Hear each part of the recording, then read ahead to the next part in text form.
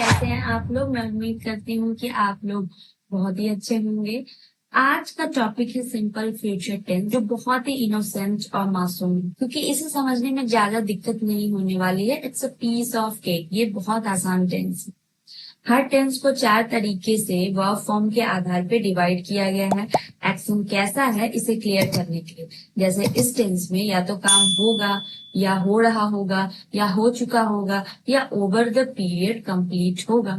जैसे अगर एग्जांपल लें तो अभी ये वीडियो रिकॉर्ड हो रही है, रिकॉर्ड होने के बाद ये वीडियो अपलोड होगी। यानी कि सिंपल फ्यूचर टेंस ये डिस्क्राइब करता है कि कोई एक्शन फ्यूचर में होगा। और 4 तरीके से हर टेंस करते हैं, तो ये भी 4 तरीके से करेगा as per the verb forms, जो कि मैंने ऑलरेडी बताया आपको अभी। तो अभी लेकिन सिंपल फ्यूचर टेंस की बात हो रही है, इसलिए सिंपल फ्यूचर टेंस जो है वो अभी थोड़ी देर बाद क्या होगा इसे डिस्क्राइब करता है।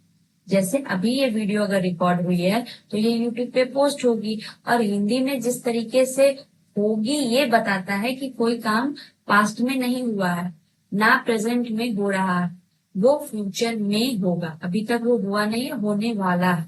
उसी तरीके से इंग्लिश में विल वर्ड जो है इस बात को क्लियर करता है कि कोई काम जो है ना ही प्रेजेंट में हुआ है, ना ही पास्ट में, अभी तक हुआ ही नहीं है, होने वाला है। क्लियर? यानी कि सिंपल फ्यूचर टेंस जो है वो ऐसे एक्शन या इवेंट को डिस्क्राइब करता है जो फ्यूचर में होने वाला है, और ये विल के साथ फॉर्म होता है with the base form of main word. Clear? इसके अलग अलग यूजेज हैं, डिफरेंट टाइप्स के यूजेज हैं, जिसे हम वन बाय वन देखने वाले हैं। जैसे कि यहाँ पे आपको एक बच्चा दिख रहा होगा, 2 बच्चे एक्चुअली में बैठे हुए हैं, और ये आसमान की तरफ देख के ये प्रिडिक्ट कर रहे हैं, ये अनुमान लगा रहे हैं कि कल बारिश होगी। तो जब भी हम प्रिडिक्शन करते हैं कि कुछ हो सकता है, होने वाला है या होगा, तो उस सिचुएशन में हम सिंपल फ्यूचर टेंस का यूज करते हैं। जैसे इट विल रेन टुमारो।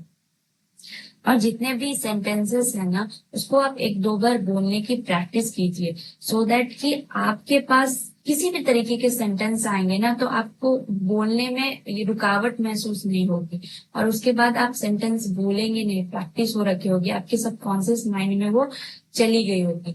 जैसे मैंने लिखा है इट विल रेन टुमारो, तो आप 2-3 बार बोलिए और एक एसेंट के साथ बोलिए, it will rain tomorrow, it will rain tomorrow. इस तरीके से 1-2 बार प्रैक्टिस कीजिए। सेकेंड यूज है कि हम कोई प्रॉमिस या कोई ऑफर देने के लिए भी सिंपल फ्यूचर टेंस का यूज करते हैं।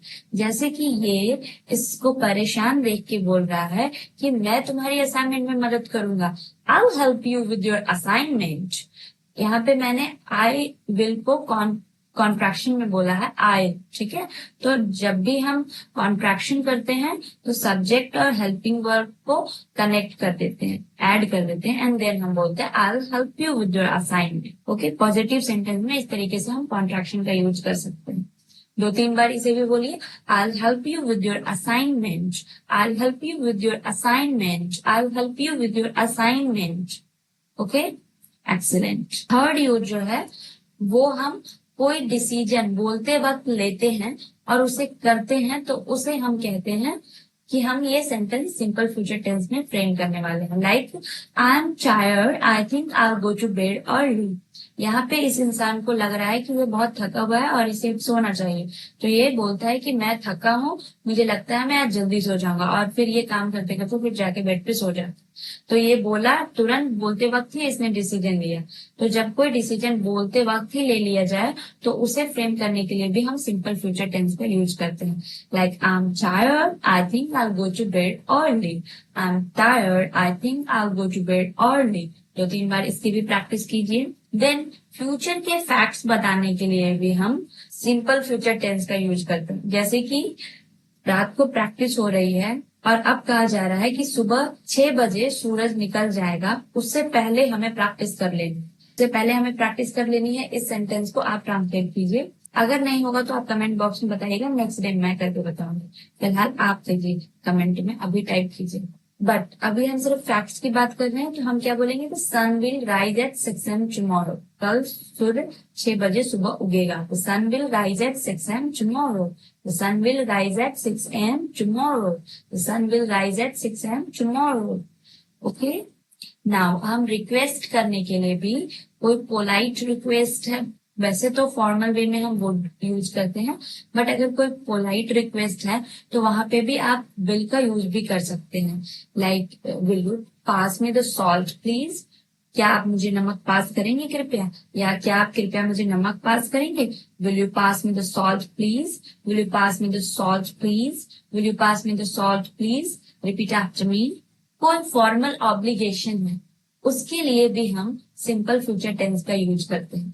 जैसे यहाँ पे पिक्चर में क्या दिख रहा है कि 2 रेंटर आए हैं, 3 एंट्स आए हैं, और 3 एंट्स को की दिया जा रहा है कि आज से ये घर आपका है, और इन्हें बताया जा रहा है कि हर मंथ आपको पहली तारीख को वो पेमेंट कर देना। ठीक है, the tenants shall pay the rent on the first of every month. The tenants shall pay the rent on the first of every month. The tenants shall pay the rent on the first of every month. किराएदार हर महीने की पहली तारीख को किराया देगा। Okay, तो ये थे यूजेस सिंपल फ्यूचर टेंस के। अब हम देखेंगे कि इसका फॉर्मेशन क्या होता है। इसका कुछ रूल है। रूल ये है कि अगर आई वी हो तो हम सैल का यूज करेंगे, हेल्पिंग वर्ब सैल का यूज करेंगे। और कंडीशन ये है कि जब कोई श्योरिटी नहीं होगी, जब हम निश्चित नहीं होंगे कि उस काम को करना है कि नहीं। वी दे ही से इट नेम के या कोई प्लूरल सब्जेक्ट है तो उसके साथ विल यूज होगा। लेकिन अगर हमें निश्चित है कि हम उस काम को करने वाले हैं तो आई और वी के साथ विल यूज होगा, एंड रेस्ट ऑफ जितने भी सब्जेक्ट हैं उसके साथ सैल यूज होगा।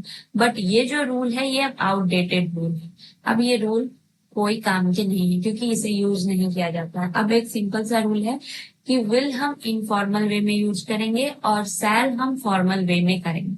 ठीक है, जैसे कि हमने यहाँ पे देखा भी कि हमने यहाँ पे emails के लिए सैल यूज किया है क्योंकि यहाँ एक फॉर्मल ऑब्लिगेशन की बात हो रही थी, एक फॉर्मल डॉक्यूमेंटेशन हुआ होगा, इसलिए यहाँ पे फॉर्मल वर्ड सैल यूज हुआ। अब अगर हम पॉजिटिव सेंटेंस बनाते हैं, आप इतने टाइम से अगर मेरे चैनल को फॉलो किए होंगे या पहले कोई वीडियो देखे होंगे तो आपको पता होगा कि सेंटेंस कितने टाइप्स के होते हैं और हम कैसे कैसे सेंटेंसेस फ्रेम करते हैं।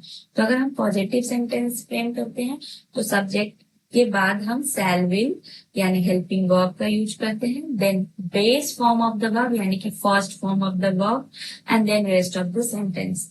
जैसे मैं कल उससे मिलूंगा, I meet her tomorrow. Negative sentence बनाते हैं जब हम कोई नकारात्मक वाक्य बोलते हैं जिसमें नहीं लगा होता है कि हम ये काम नहीं करेंगे।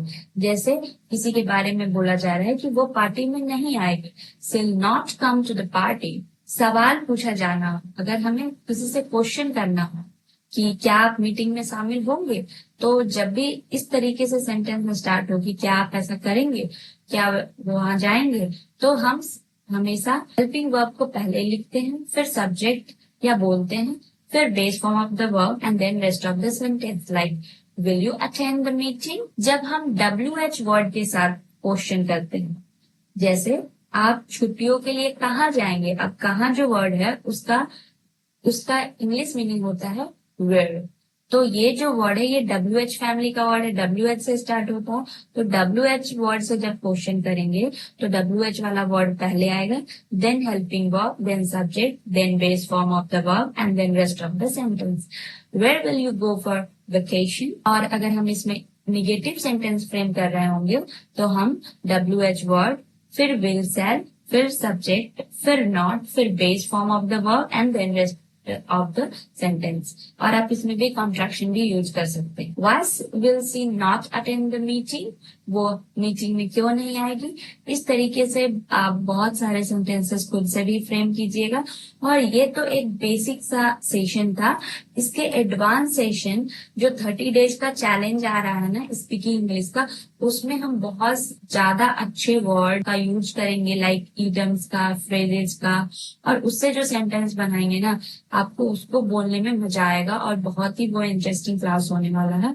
तो ये बस बेस आपको समझ में आ जाए इसलिए इसमें छोटे छोटे और साधारण से सेंटेंसेस मैंने फ्रेम किए हैं, लेकिन उसके लिए मैंने बहुत ही अच्छे अच्छे सेंटेंस बना के रखे हुए हैं जिसे सुन के आपको भी बहुत मजा आने वाला है और आपको बहुत अच्छा लगने वाला है। एक्सप्रेशन, ई डांस, बहुत सारी चीजें ऐड कर रखी है मैंने। सो आई होप कि आपको ये सेशन अच्छा लगा हो, और अगर आपको सेशन अच्छा लगा है, आपको सिंपल फ्यूचर टेंस का यूज समझ में आ गया है, तो एक like, comment, share and subscribe कर दीजिएगा। Thank you for watching, have a nice day.